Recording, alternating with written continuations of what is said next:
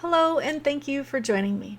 Today we're going to look at creating our reality, and we're going to do this in a very abridged fashion. We're not going to get into super detail on this, but I do get questions often like, why did I create that nail in the road to pop my tire when I needed to get somewhere? Why did I do that? Why do I create these scenarios in my life that are horrible? And the good news is you're not creating these scenarios. You didn't create that nail in the road for you to pop your tire. Now, there are multiple factors that go into what we would consider creating our reality. And two of those we're going to look at because they're two primary ways that we create our reality, not control our reality, that we create our reality. And the first one is how our brain translates information, how our brain translates frequency that's all around us. So we have our overarching consciousness, and it kind of goes through this filtration system, and our brain, this filtration system gets to our brain, and that's where the veil is. The veil is that filtration system. Now, there are certain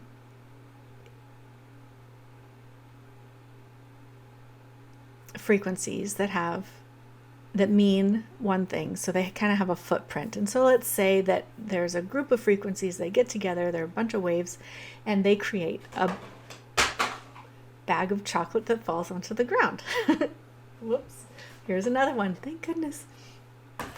They create a black crow.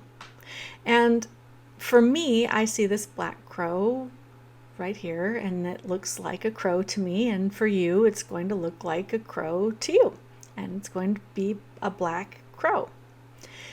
Now, my black crow, interestingly, might not look exactly like your black crow that you are seeing here, because that has to do with the way that we perceive the world from this incredibly unique vantage point. And I talk about vantage points a lot because we have a vantage point to the world, to our environment, to what is going on, as unique as our thumbprint. Now, what we have done is we have created a common reality where we learn that the frequencies that are making this are a crow, and in another language it will be a different word, but that means crow, or that means bird, because maybe we only have one idea that's a bird. But every bird is going to have its own unique frequency, and the more you get to know the birds, guess what? Every single bird has their own unique frequency. And so you'll actually be able to distinguish one bird from another bird. Or we have frequency that say, okay, that's a fern, and that's what the fern's leaves look like, and it's that color of green. Or if you are colorblind, green-red colorblind, you're going to know that's green, but you might actually see it in a red tone, but that red tone to you would be green. So in that way, we're creating our reality. So everything in this room has a frequency, and the way you see me is a certain frequency. And so you're seeing this room one way. You see the books, and you see the plants, and you see the sofa, you see me. And the way that I see it might be a little bit different to you. So it has to do with the way our brain translates this information, the way our brain, when it gets through that veil, translates this information to something that is recognizable and relevant to our life experience here. Now, another way that we are influencing or creating our reality is how we react and respond to situations.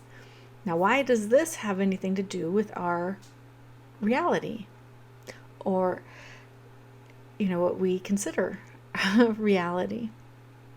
And that's because that's going to influence our vantage point. And when we influence our vantage point on how we react and respond to situations, then we will actually see the situations differently. So, for fun, take one situation that actually wouldn't be a big deal to you, whatever that is. And I want you to look at it, observe it, kind of think, okay, well, this is that situation, and really it wasn't that big of a deal. And now I want you to shift your mindset and make it a big deal. And you will see, and then after you've done doing that, shift it back to whatever your perspective of the situation was. But you will see how everything else around it, everything else that touches that situation actually shifts to this alternate perspective. And so really, we don't want to go around with only a positive attitude. We need to have a whole range of emotion. It's very important to feel all of our emotions. But how we go about situations in our life greatly influence our reality.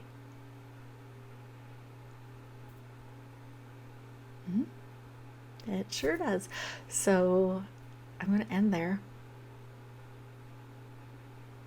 because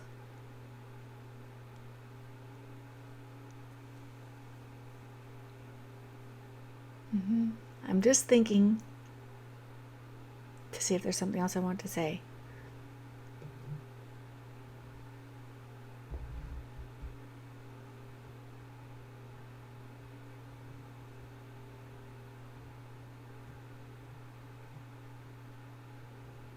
Okay, I think we're going to end there. So it's our brain's translation, and it's how we react and respond to situations.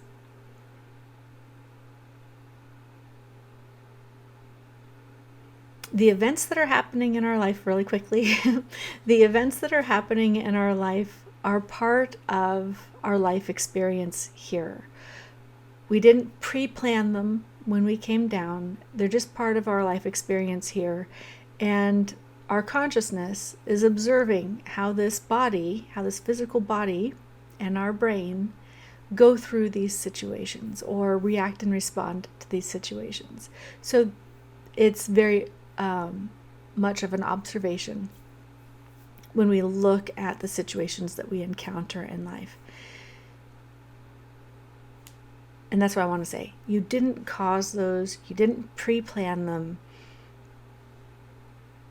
And I am very sorry if you're struggling and going through very hard times. You didn't do anything. You're not making up for karma or anything like that. So with that, let's go create our reality. Pay attention to how you react and respond to situations and see how just making small shifts without, maybe flying off the handle or completely disregarding it, just kind of see how that shapes your reality. Okay, now I'm going to really go. All right. Thank you for joining me.